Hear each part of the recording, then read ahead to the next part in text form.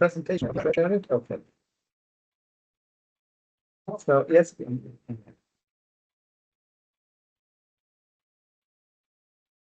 Right, working now. And one more. Oh, thank you. No. One more. Oh, yes. No, it's okay. Yes, thank you. Yes.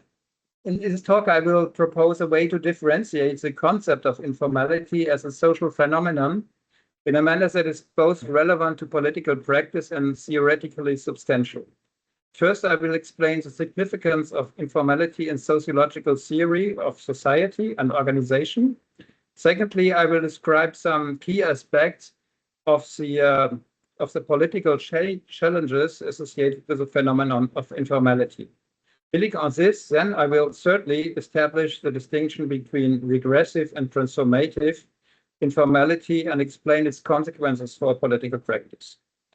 First section, maybe that one more.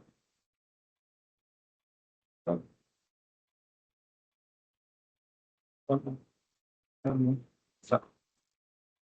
No, back. No, it's eight. 1-8. Yeah, now it's okay.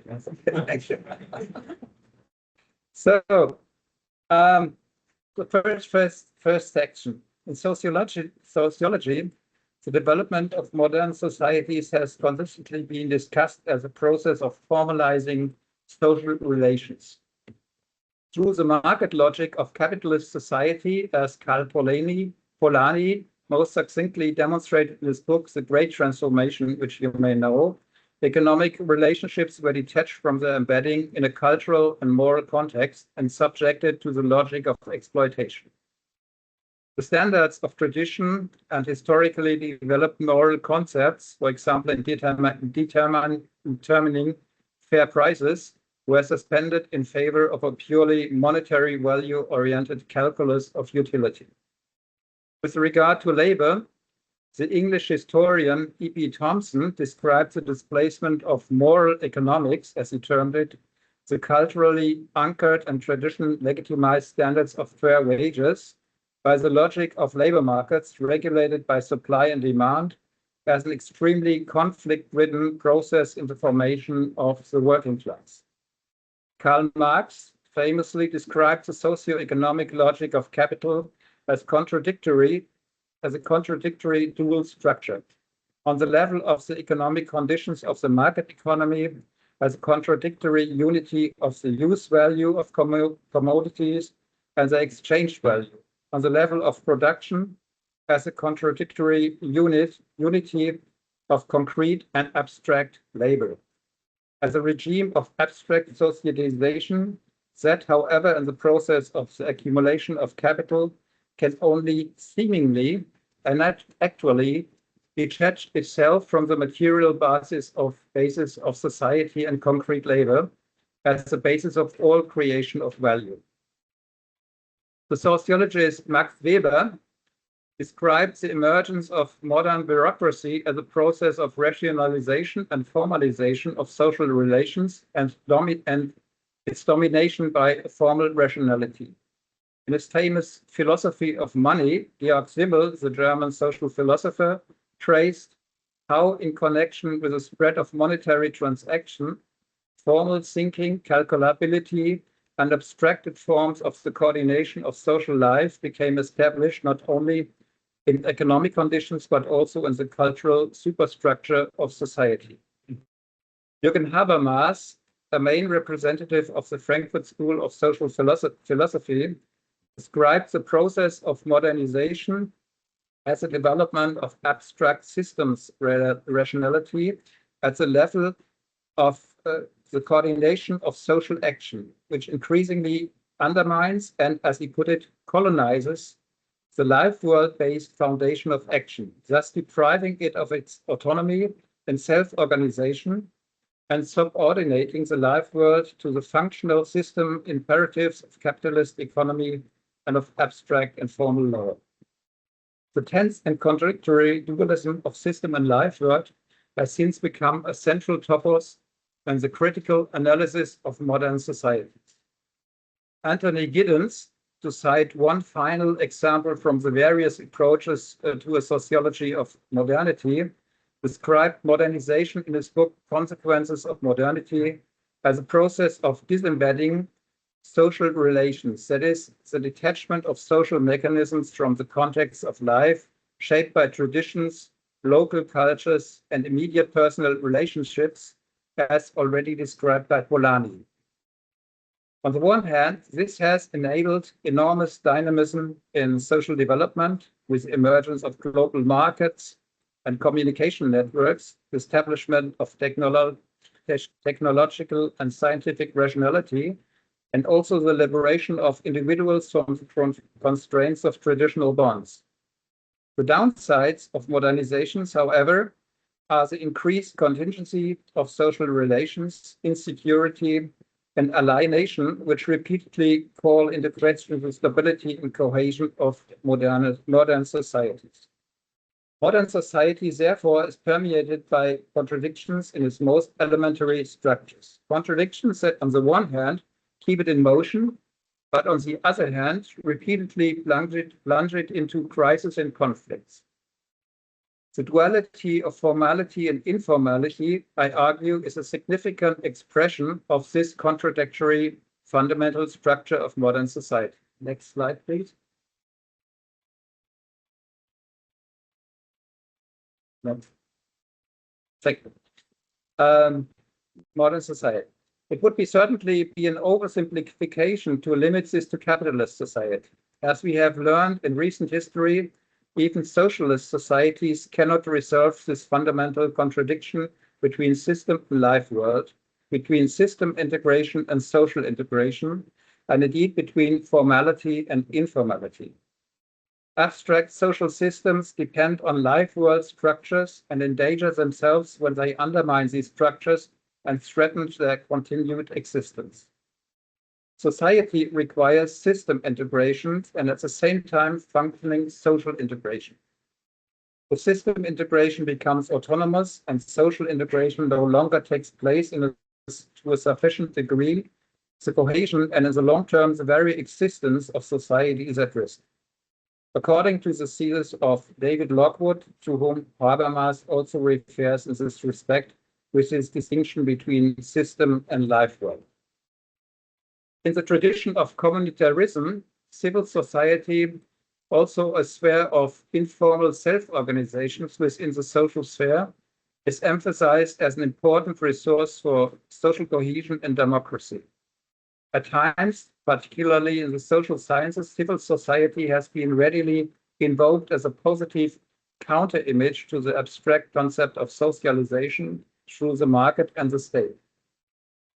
A functioning civil society is undoubtedly an important element of an open and democratic society in many respects. However, as Jeffrey Alexander pointed out as early as the 1990s, it also has its dark sides. A lack of transparency, unchecked power relations, and exclusion along the lines of social milieus, ethnicities, traditions, and cultural identities. The tension between market, state, and civil society also reveals the contrast, but also the interdependence of formality and informality. Applied to the duality of formality and informality, this means that functioning informal structures are ultimately indispensable, especially in highly formalized systems. It's always about the duality of formality and informality. One should not simply understand life world, civil society, or informality as positive qualitative opposites of formality to system, market, and state, or indeed formal structures. Life world, civil society, and formality each have their dark sides. The constraints of tradition, personal power relations, lack of law and order, insecurity, and the law of the jungle. One must look closely to distinguish and assess the potential and the risks of informality for a democratic and free society. In Marxist industrial sociology, informal relationships and the subjectivity of the workforce were interpreted as disruptive factors to the profit-making interest of capital and simultaneously as points of departure for strategies of resistance and representation of labor's interest against capital. Informality, in a sense, creates spaces of freedom that can limit capitalists' access to human labor. This may put the capitalist mode of the generation of value at risk. Also, it is creating spaces of uncertainty for the management and spaces of autonomy for the workers in the organization of the work process. German sociologists Renate Mainz and Niklas Luhmann have elucidated the function of informality, or informal organization as they term it, for formal organizations, government agencies, companies, cultural institutions, universities, and associations. According to them, organization cannot function without informal organization, without kurze Dienstwege, short lines of communication, as they are known in Germany, without personally based relationships of trust, and without agreements made outside the formal rules and regulations. Informal organization is, so to say, the lubricant of formal organization. In a famous passage from his 1964 book, Function and Consequences of Formal Organization, Niklas Luhmann speaks of useful illegality, which contributes to formal organizations actually achieving their organizational purpose. The attribute useful is crucial. Distinguishes illegality that is employed in accordance with the organization's purpose from rule violations that run counter to that purpose.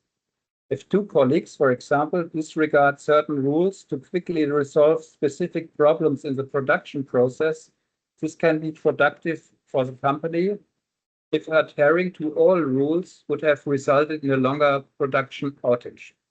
Similarly, if a salesperson generously exchanges a purchased shirt, even though the official return period has expired, this rule violation can secure a customer for the company and enhance its reputation. In contrast, useless illegality would include leaving work longer than permitted, watching YouTube videos during working hours instead of working on Excel spreadsheets, or even diverting tools and materials for personal use. Even within organizations, informality is not simply a resource that can be used free of charge by the formal organization. Rather, it can pose a risk to the existence and functioning of organizations. The coexistence of formality and informality is also a key element in the economic sphere. Estimates from the OECD and the ILO suggest that around 60% of all economic activity worldwide takes place in the formal sector, significantly more in low-income countries, but still between 10 and 25% in high-income countries. From a macroeconomic perspective, the informal sector is both a threat and a potential asset. The state loses tax revenue and social security contributions due to the informal economy. For those working in it, informality generally means foregoing union representation, the protection of labor and social security law, and a high degree of job insecurity. At the same time, the informal economy generates income that protects against absolute poverty, ensures supply of goods to the population, and represents a flexible potential that facilitates the economy's adaptation to changing market conditions, thus increasing its resilience towards uncertainty in turbulent environments. Furthermore, informal economy is often a source of innovation and creativity that also benefits the overall economy. Here too, it is a... Igual a seco. No sé. Here too? So we have a loop in the system. All right.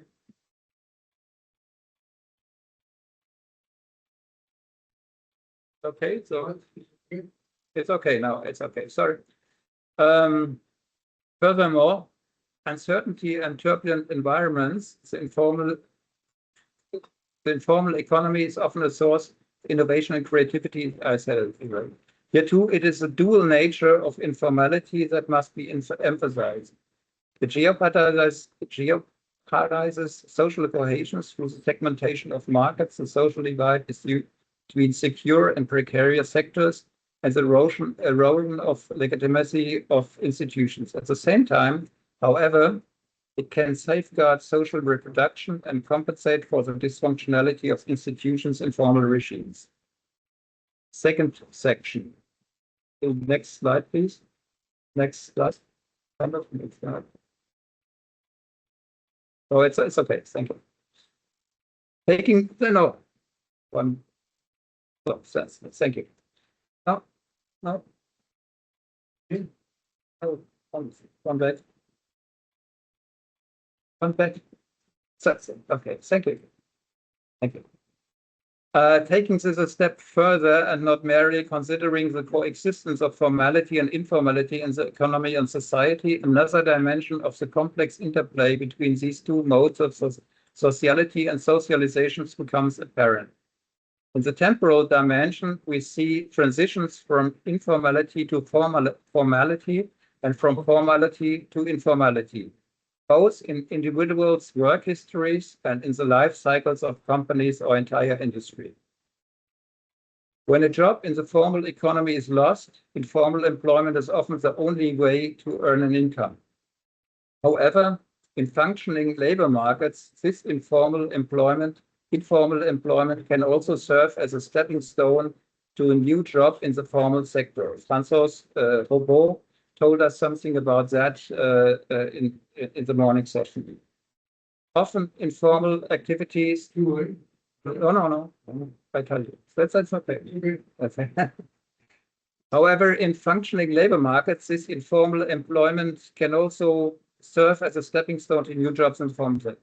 Often informal activity marks the beginning of careers in the formal economy. It also allows individuals to gain work experience and build contacts that can be leveraged throughout their careers. Even small businesses that start wholly or partially in the informal economy can, under favorable circumstances, grow into the formal economy. This temporal dimension of informality, as far as I can see, has received little attention so far. Yet, in assessing whether informality represents a potential for social and economic development or a threat, it is also crucial to understand whether informality is a temporary mode of participation in the labor market and society for individuals or specific groups, or a persistent trap with few escape routes. For example, there's a wealth of evidence showing that migration is often closely linked to informality, not only in the form of irregular migration, but also in connection with the initial steps of integration into the host society. Informal networks are particularly important for migrants to gain a foothold in a foreign society. Informal labor markets are often the only way to quickly find work and income. Informal structures also play a significant role in housing markets, especially among the migrant population. These phenomena, too, have their advantages and disadvantages, as migration research has demonstrated in many respects.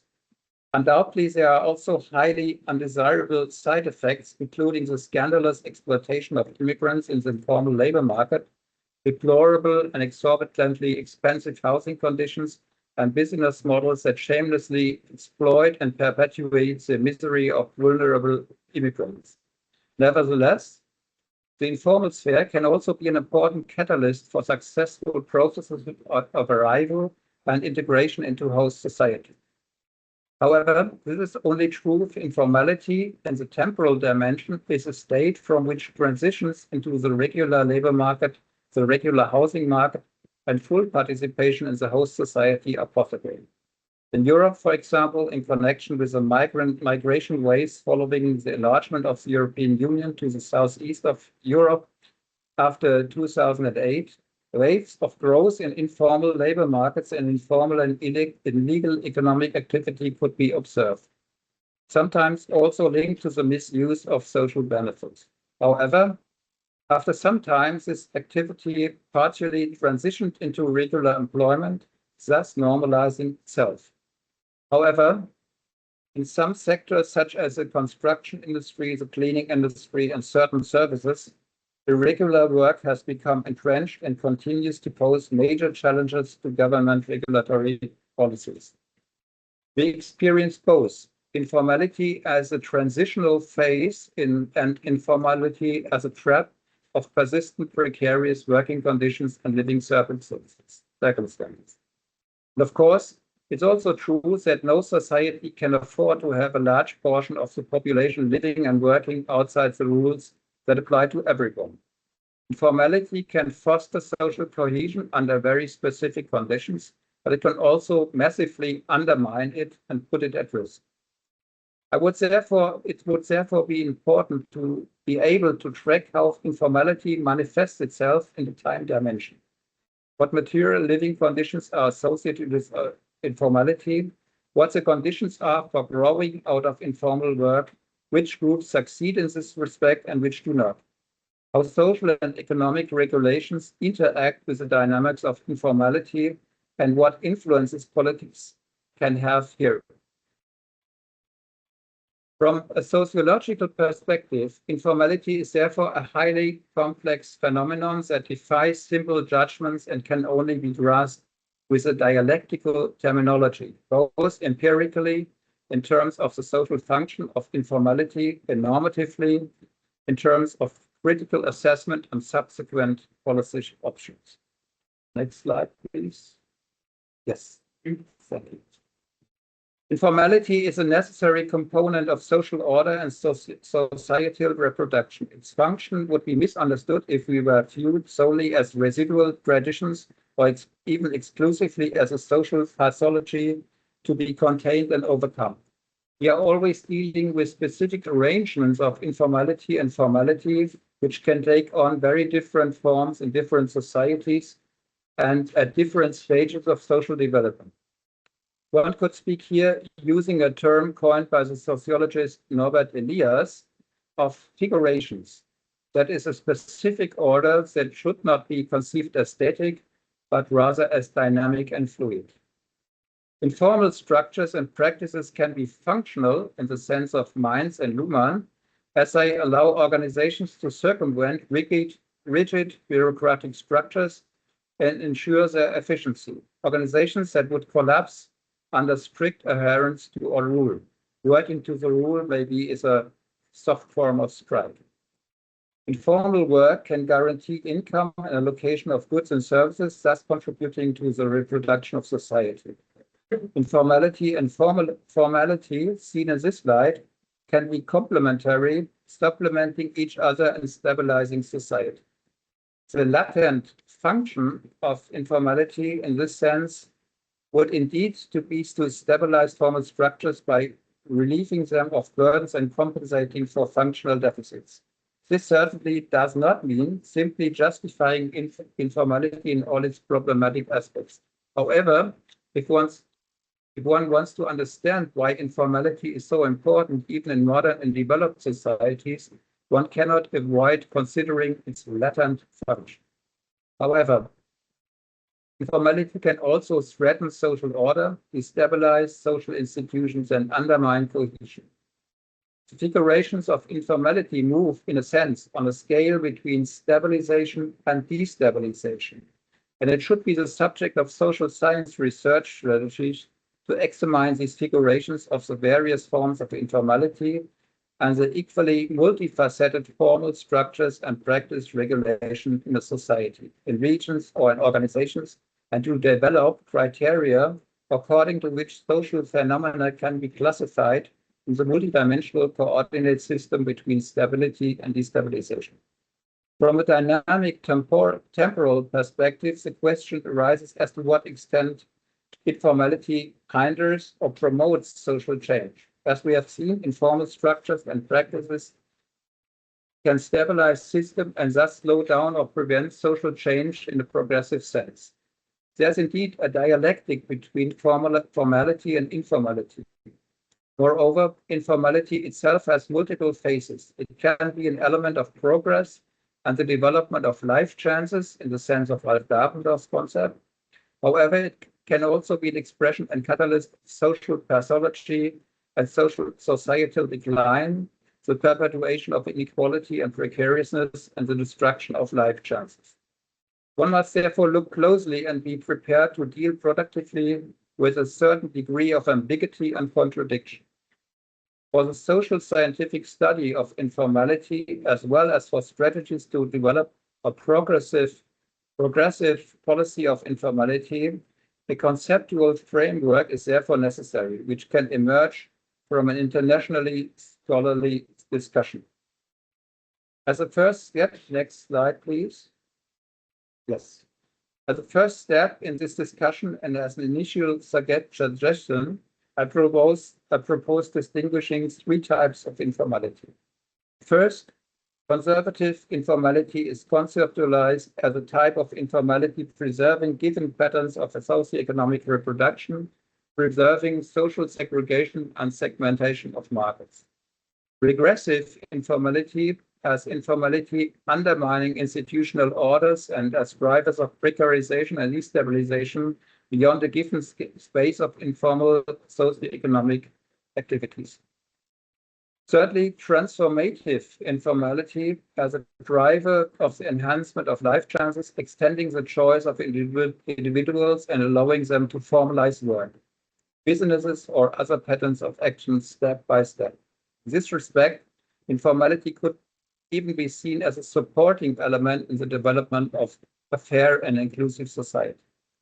For example, conservative informality could be seen in the phenomenon of unregistered informal work in certain niches of the economy, which arises to circumvent regulations or save in taxes and social security contributions. At a macroeconomic level, it compensates for dysfunctions and rigidities of the labor market system, while at the microeconomic level, it creates a degree of flexibility and provides employment opportunities for marginalized groups, as well as offering well-established groups of workers the chance to generate supplementary income.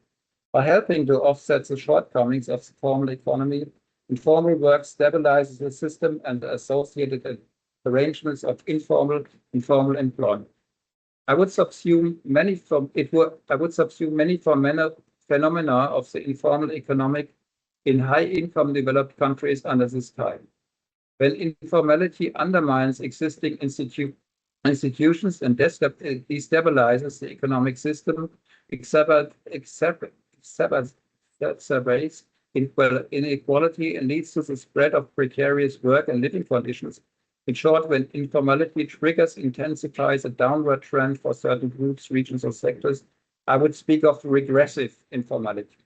It is an informality that increases insecurity, jeopardizes achieves standards of civilization, and triggers a downward social trend.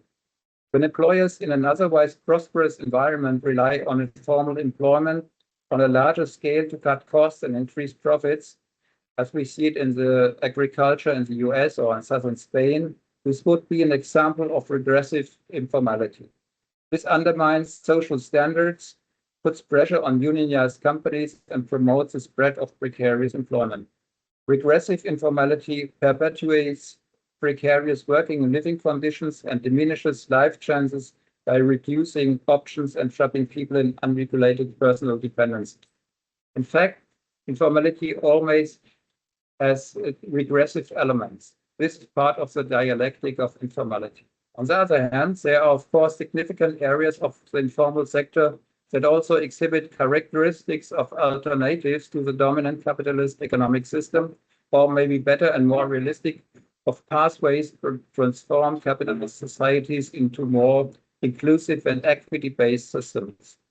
These areas organize the reproduction of marginalized populations, are embedded in communities, and can, in various respects, be seen as a result of civil society self-organization. The Economía Popular in Argentina and other Latin American countries, as I learned from Marina Cardelli, a representative of the Confederación de Trabajadores de la Economía Popular in Argentina, not only has the character of a defensive self-help structure in a situation of exclusion and impoverishment, but also in many respects the character of an innovative mode of self-organization of civil society. It sees itself as an important factor in overall economic value creation and can be considered a model of solidarity-based form of work and economy.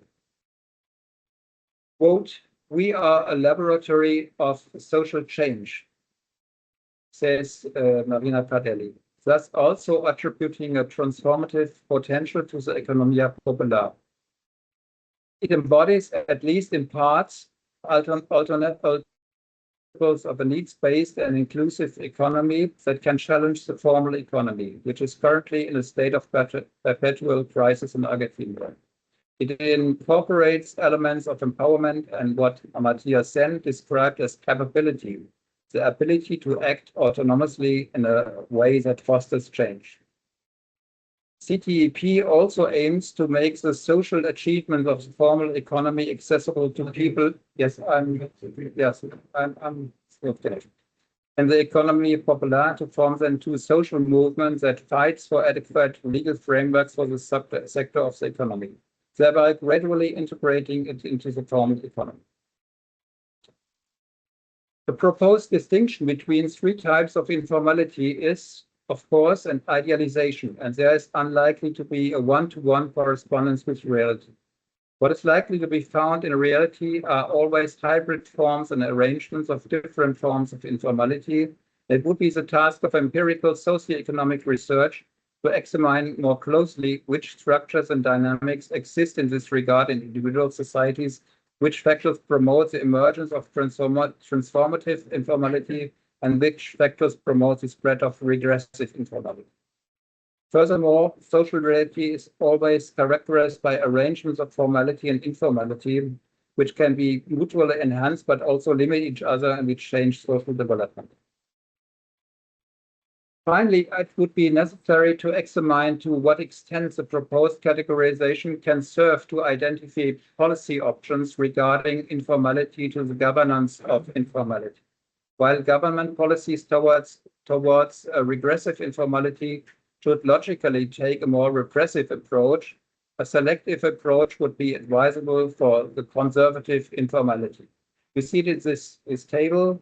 I distinguish these three forms of informality, and I distinguish three general policy options on a very abstract level to fit it to the regressive form of informality, repression and law enforcement, to the conservative type of informality, a selective action, keeping a balance and keep it contained in a way, and transformative informality, a policy of partnership and empowering people to deal with the situation and to maybe to change into a formality. So it's a more positive approach to this type of informality.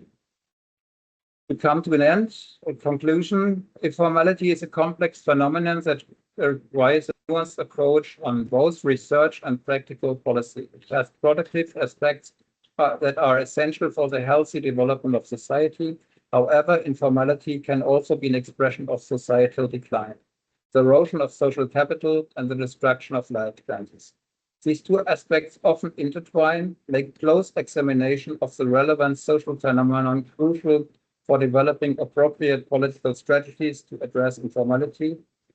And the interdisciplinary collaboration fostered by the INSEAI Network offers excellent opportunities to develop suitable research strategies in this area. Thank you very much. Thank you very much. We are going to start and we will continue with the one month. Yeah, here goes 20 to 25 minutes. Yeah, maybe we have the time for talking with them. Yeah. We will make a transfer to every paper. Yeah? Okay. So I have to turn on the mic on my here. No, it's also here in the presentation. Is here? Yeah. Yeah, sit here.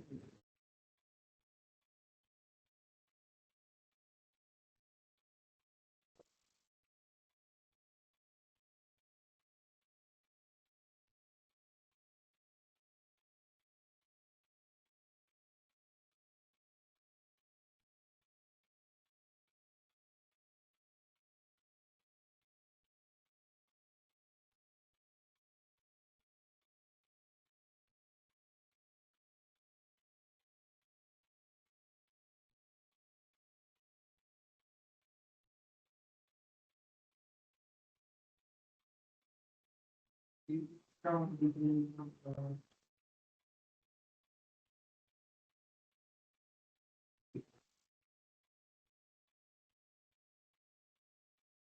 I think the audience is not able to hear me. Only by watch the TV, you can use this or tell me next. No, I can do it.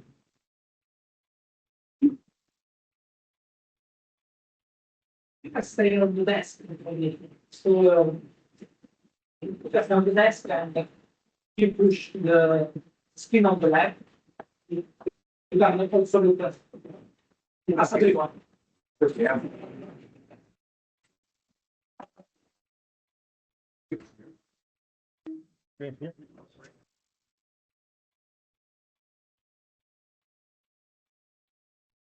Can you hear us? Can you Yes, hear us in online?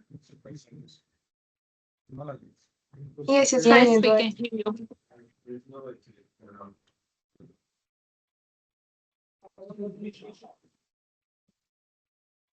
Am I audible? I think I have mine on mute actually. Can you hear me? Yes, very well. Okay. Okay. Yeah, great. Yeah, great. It's not Okay. sharing. It's not sharing the screen.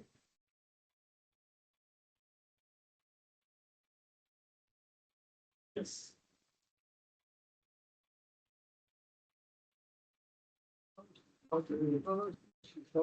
Right now. Right now. Right now. Works.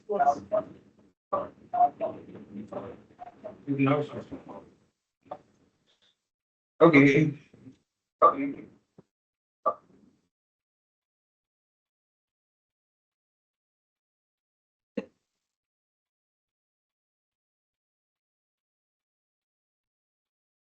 Okay, perfect.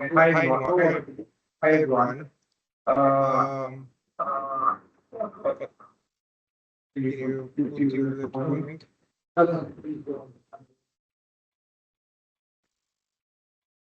Okay, so hi everyone. Thank you for being here. So I'm Edward Manta. I'm part of Bue's team.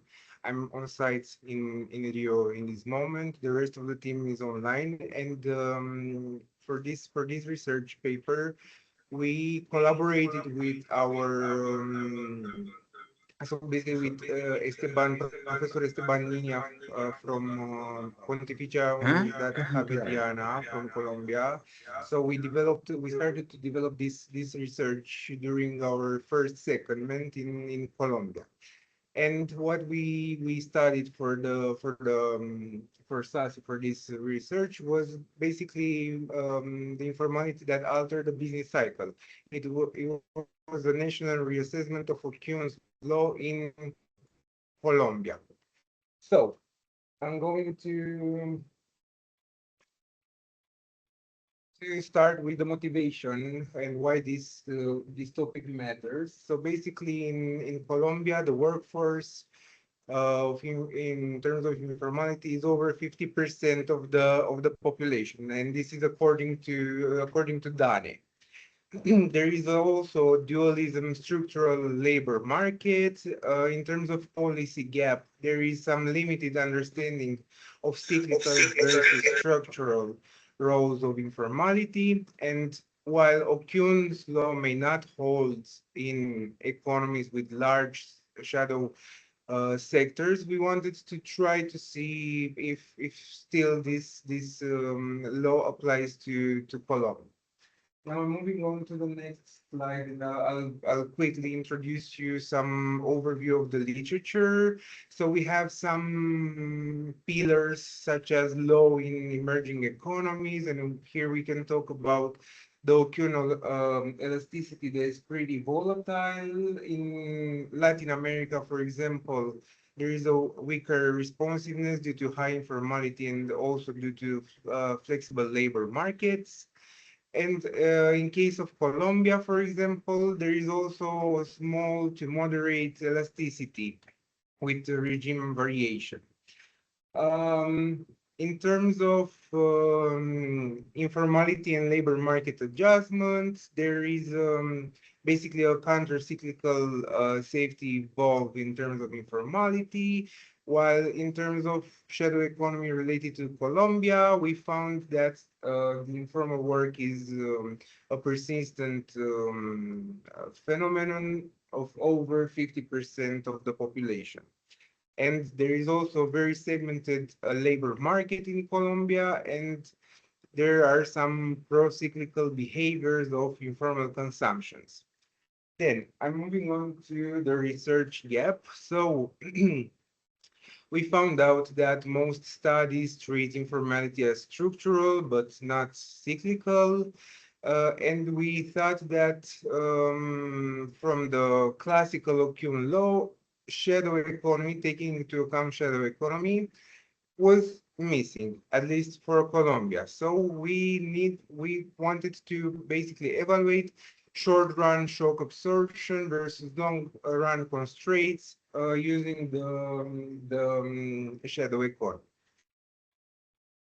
The objectives were to basically reassess the Occam law in Colombia to test whether informality alters the unemployment and the GDP dynamics, to distinguish between the short-run cyclical effects from long-run equilibrium impacts, and also to generate some policy implications for stabilization and the formalization. Moving on, in terms of conceptual framework, the Occam law claims that there is an inverse relationship between the GDP and the unemployment. And what's new, we added the dual labor market and low productivity and weak institutions aspects of informality in this case study. So we expected that the shadow economy would have a dual role in terms of results. The first one, in terms of short runs, we expect that basically the shadow economy would absorb the labor, meaning that there are some buffers in terms of unemployment. And in terms of long run, we were thinking that the shadow economy should reduce the productivity and also raise some structural unemployment. Now, in terms of data that we used, we have quarterly, we used time series. We have quarterly time series from 25 to 2025 Q2. The variables used in the analysis were the unemployment rate that was extracted from DANE, and it was a monthly frequency variable, so we had to make it a quarterly using averages. We had the GDP growth also extracted from DANE, which was already reported with a quarterly frequency. And in terms of shadow economy, which is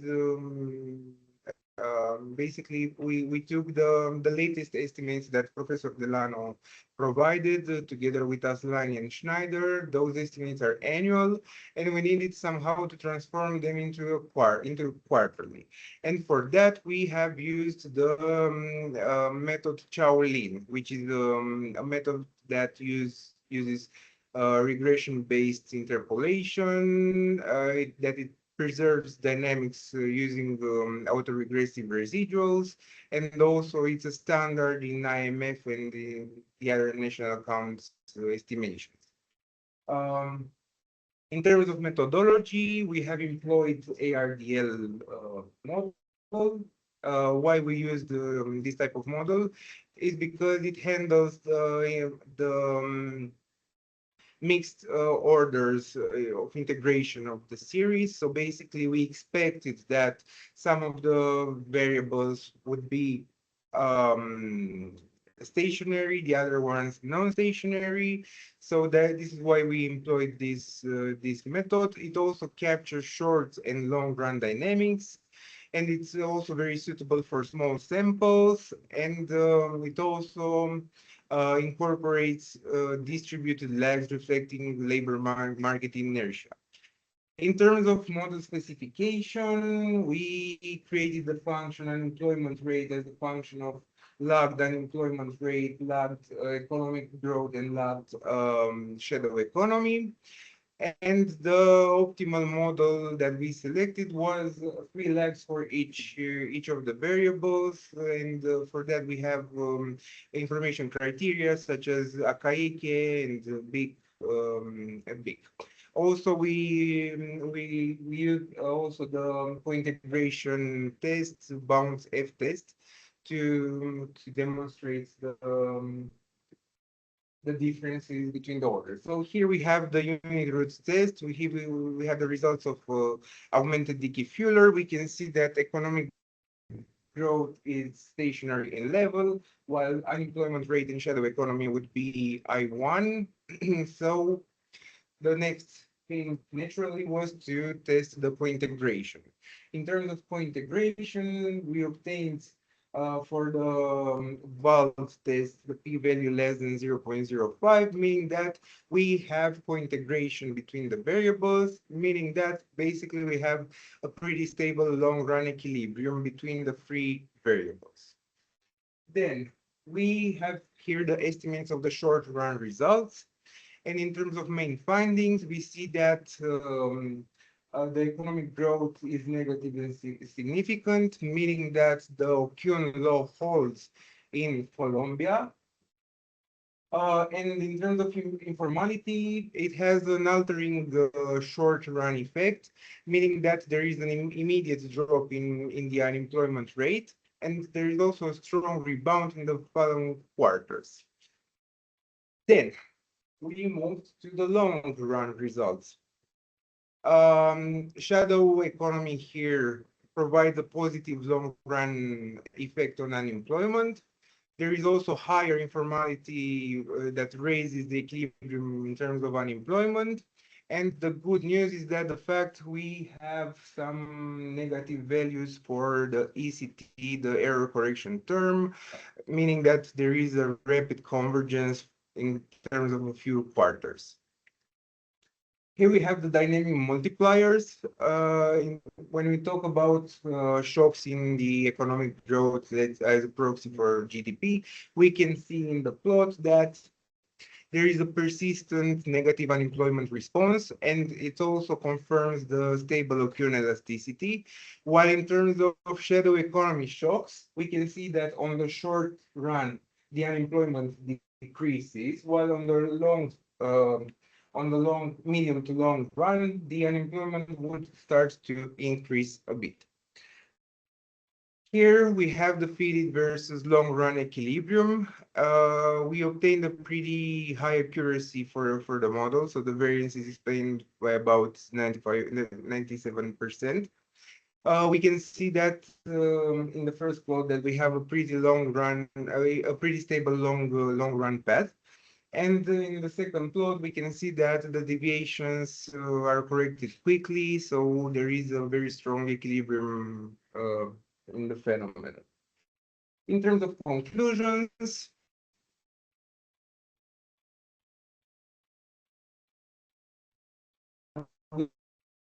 we can basically say that there is a buffer capacity. Also, the business transmission is weakened by the informality, and we observe that informality plays a dual role in Colombia. It's a shock absorber in the short run, is a structural constraint in the long run, and as the main conclusion, O'Kuhn law holds, but it is mediated by informality. In terms of policy implications, we have in terms of short run, fiscal and monetary stimulus would remain pretty effective.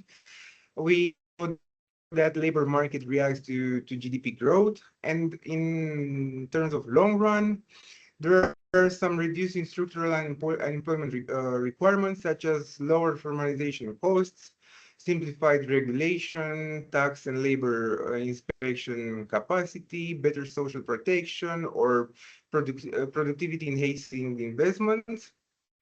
And in the end, what I I would like to highlight some limitations and some future research direction for the study. In terms of limitations, we have some data constraints in time series quality. So our objective initially was to assess the opinion law at metropolitan area level in Colombia, but unfortunately the data wasn't available for all the metropolitan areas in Colombia. Also, the relation between the output and employment may make differences between, for example, urban and rural areas in Colombia. So again, it would be necessary at some point to reassess the law segmented. We didn't capture with our model the non-linearities and the symmetries. For that, we need to imply a non-linear Airedale model, which would be something for future research, or some regime switching models. We can try to develop some regional opinion law for Colombia. We can do a sector level analysis. And we were thinking to apply some dynamic panel model using more Latin American countries. And I think that's it from my side for this presentation. A lot of work for the future. A lot of work for the future. for the future, yeah, there is a lot of work. Thank you. Yes, we're follow with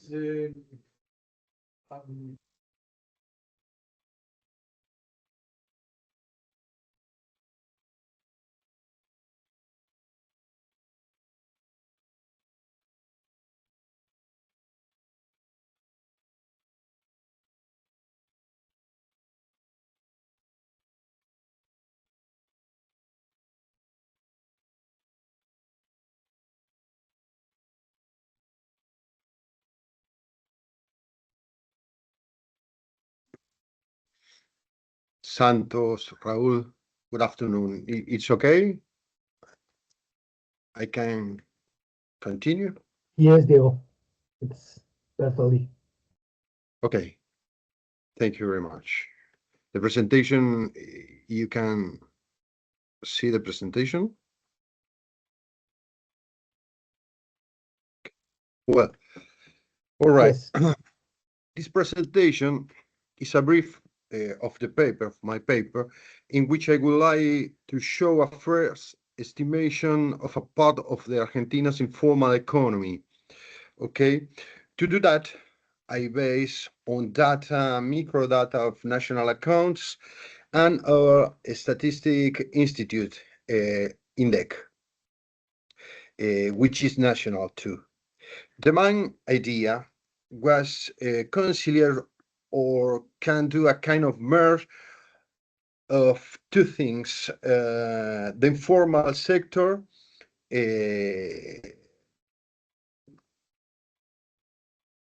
which base this view on the labor market data, and on the other hand, the non-observed economy, which give importance to the lack of registration within the employment in general. It is necessary to put clear that I won't analyze the tax payment problem because basically I don't have statistic information of taxes in general, okay? And the information is based on the registration or not of the jobs.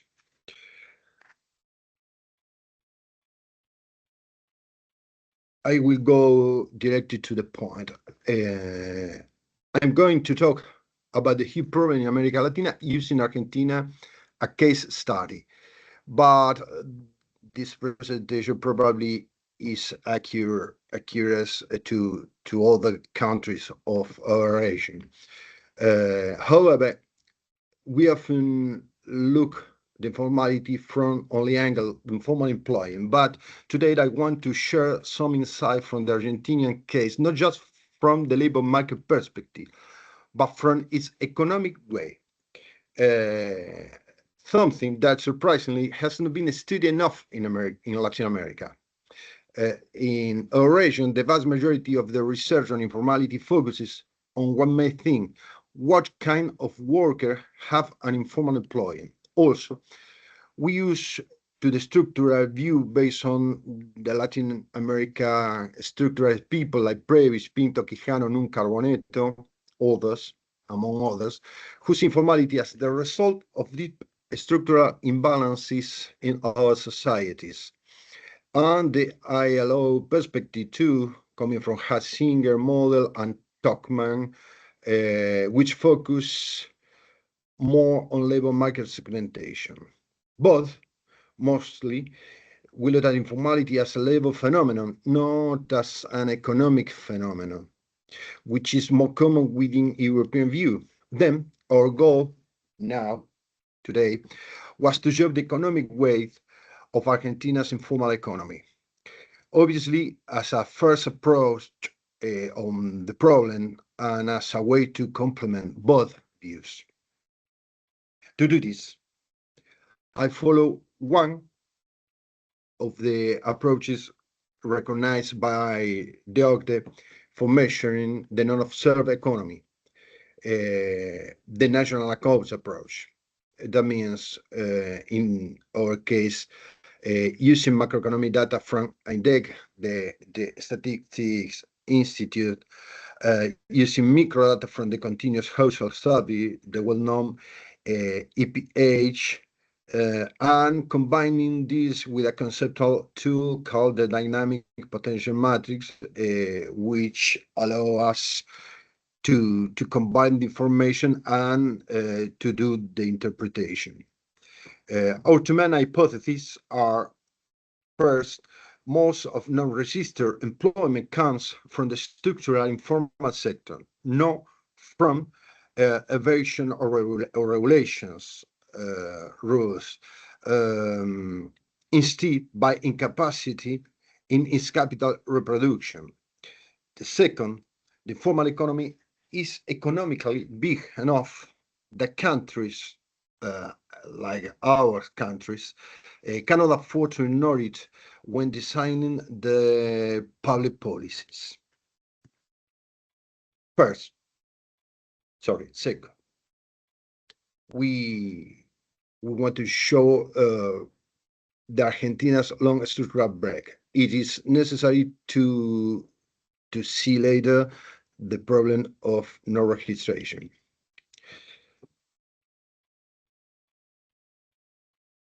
As we can see in these two graphics, in 1918, Argentina had 25% less population in comparison with Spain, and 48% less population in comparison with France. But nowadays, this gap has decreased to only 2% with Spain and 10% with France. Then we can say that we are converging in population terms, okay? But on the other graphic, the evolution of GDP in 1980 to 2023, the GDP per capita in 1918, Argentina was 7% below Spain and 57% below with France.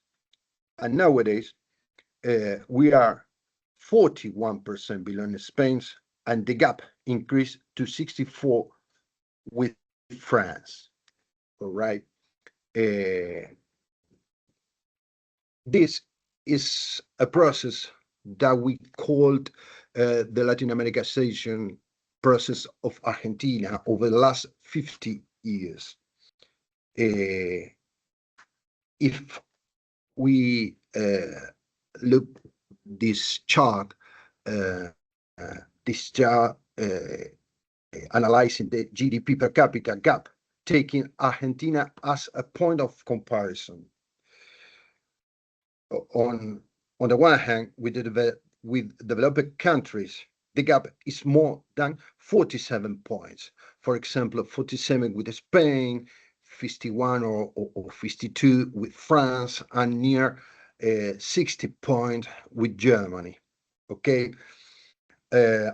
On the other hand, in comparison with large Latin America countries, this gap are 40% above Colombia, 35% above Brazil, and 70% above Mexico. As a result, over the last 50 years, the structural breach allowed the consolidation of informality as a deep structural problem. This is the first topic that I want to point out. Okay, the structural process of Latin Americanization of our country. That in this day, Argentina is in the same situation that other countries of our region.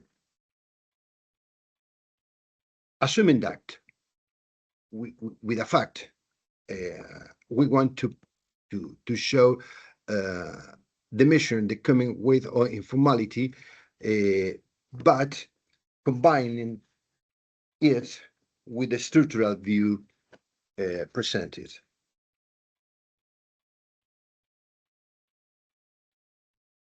It is important to say that the several graphic of we show to you is a first approach. Okay, probably is the few studies that try to understand and to estimate the non-registered employment in a weight economic. Okay, total incomes of urban workers are 262 billions, and the registered income reached 78%, which is 205 billion. Is the line, the green line, registered income.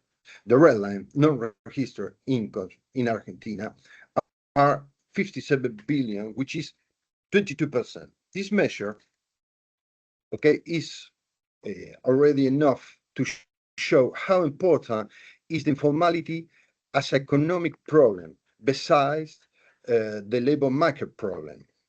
Then we can affirm in Latin America, the informality is too a macroeconomic problem.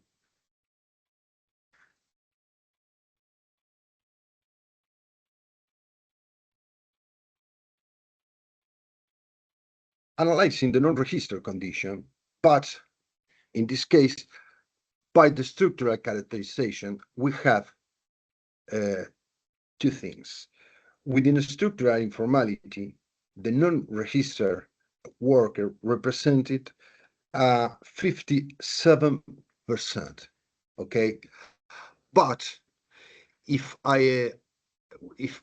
we analyze this information in number of workers, the percentage rise to 75% of the total structural informal workers. In comparison with the model sector, where they are only 12% of non-registered employments and incomes. Okay, as a result, the non-observed economy is explained by the non-registered employment and also by the structural condition of the productive units or business.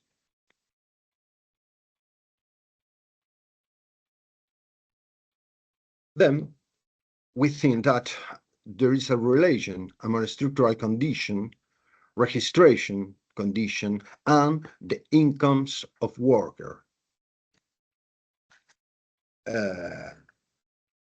If we observe the average income by registration and by structural condition, we have first the registered workers that belong structural informality earn 14% less in comparison with the registered workers that belong model sector.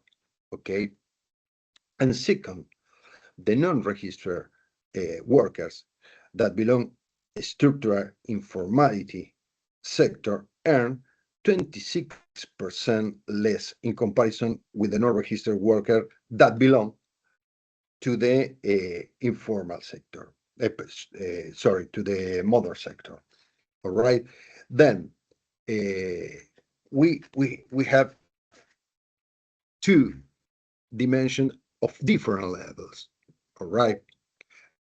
A non-registered worker earns less because it's not registered, but earn lesser if he is within the structural informality too, right?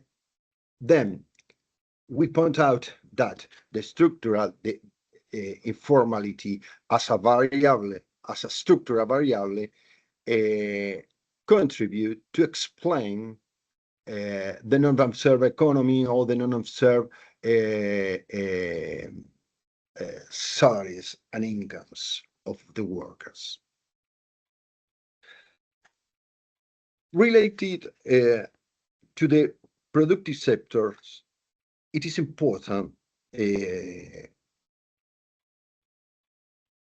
it is important to say that the main situation of non-registered employment is observed within these sectors: construction, hospitality, which means hotels, catering, food service, food production in small scale, transport, services in general.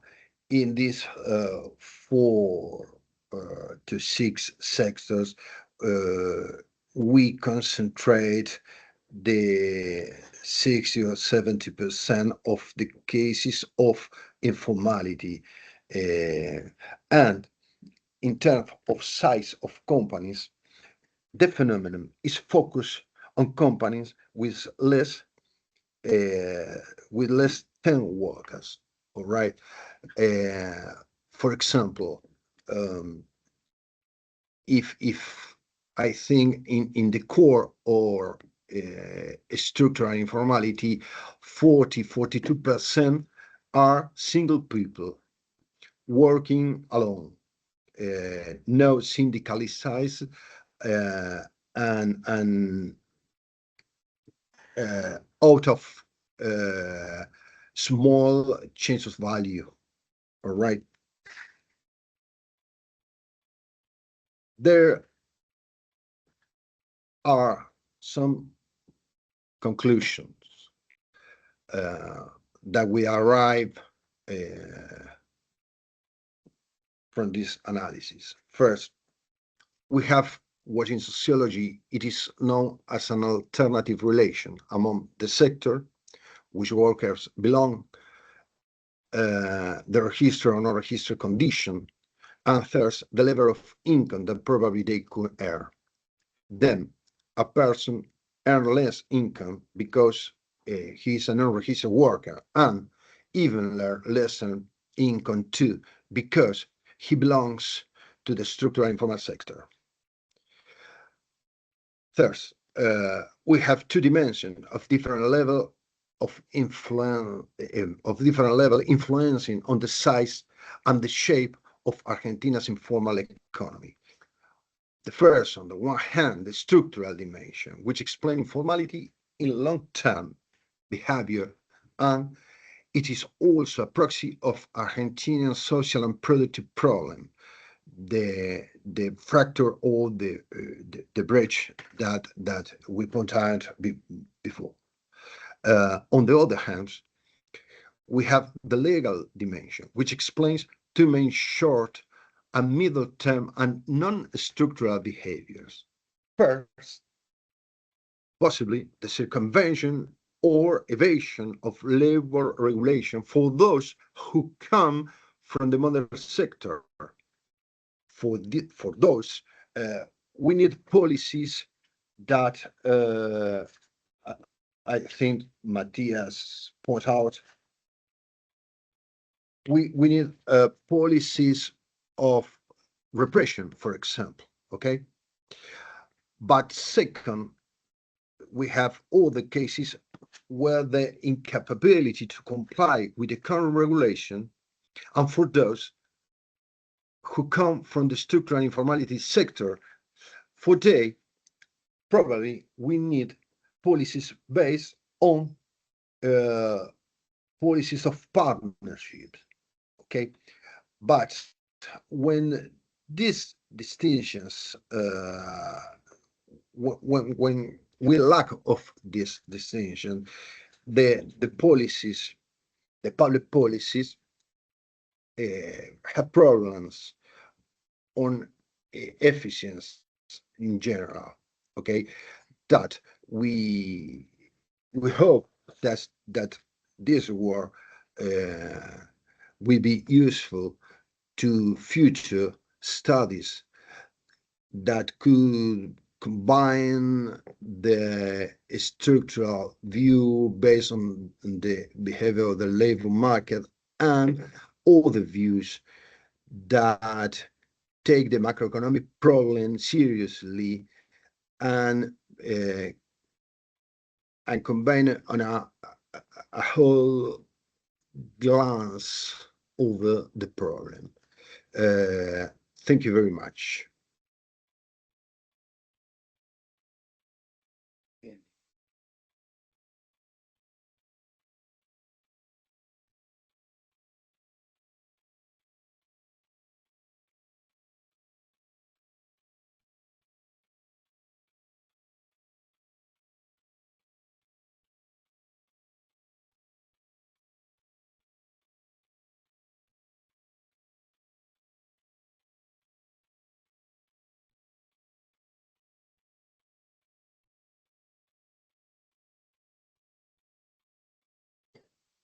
Thanks, Diego. Probably we have some time for short time for 1, 2, 3 questions.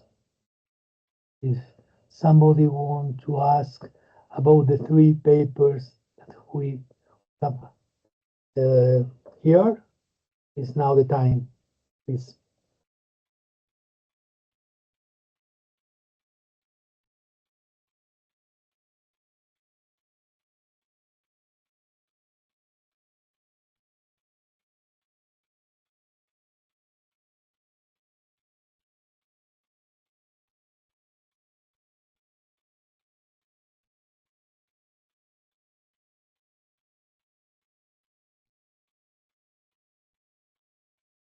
People from Niteroi, did you hear us?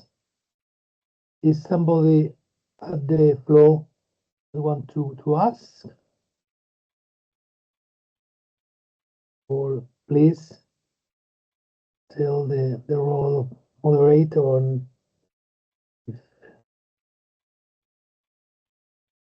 there are no questions, it's time to pass to the other block.